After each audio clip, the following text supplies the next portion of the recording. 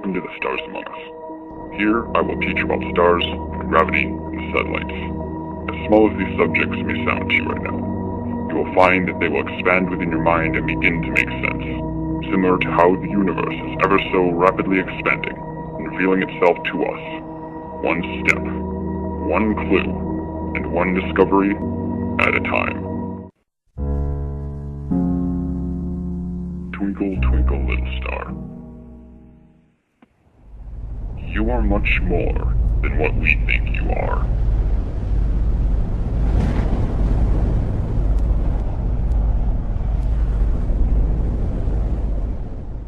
Varying in color, size, mass, and heat, our sun is a nobody compared to more extraterrestrial stars.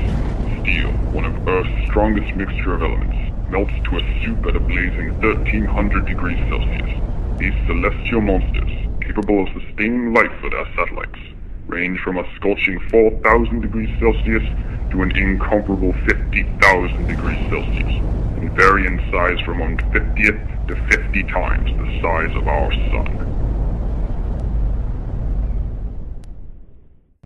Man is able to figure the composition of a star by analyzing the light they give off, separating it to different spectrums like a prism.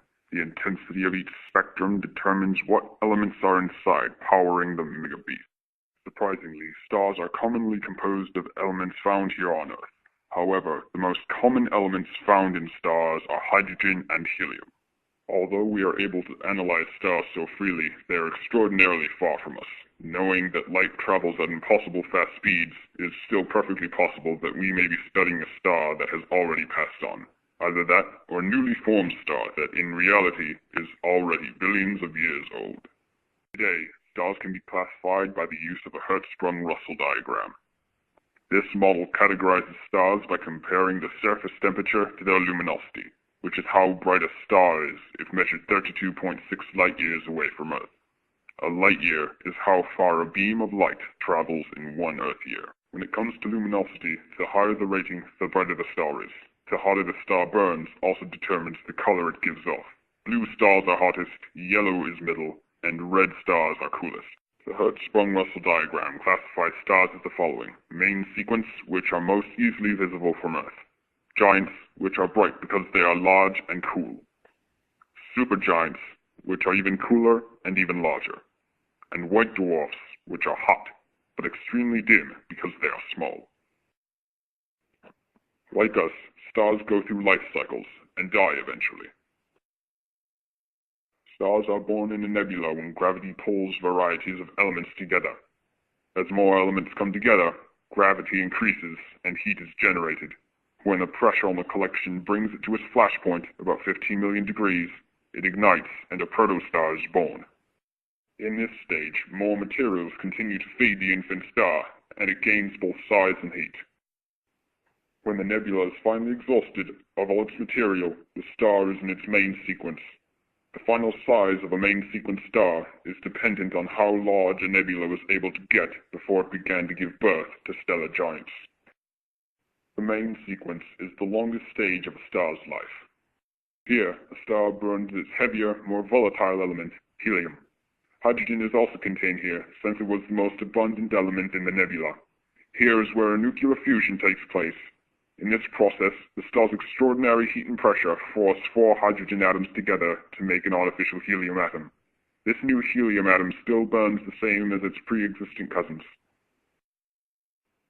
But of course, all rains must come to an end. As all supplies of hydrogen are devoured in the core, helium fuses and produces carbon and plenty of energy.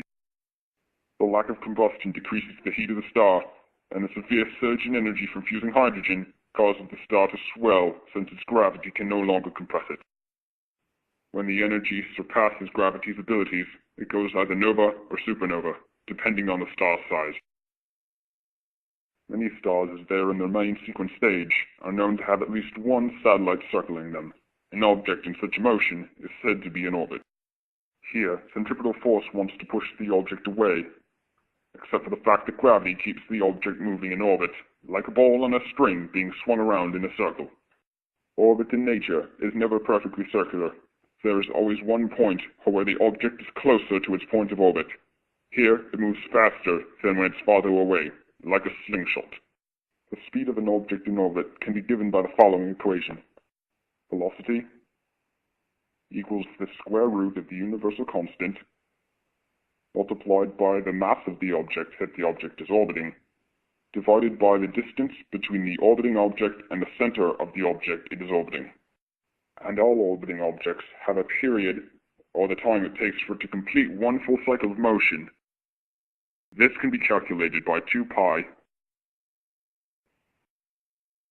multiplied by the square root of the distance between the orbiting object and the center of the object it is orbiting, cubed, divided by the universal constant, multiplied by the mass of the object being orbited.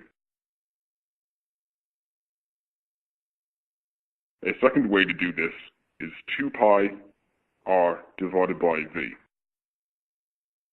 Gravity has been a concept that has wrenched at the minds of man for seemingly endless centuries.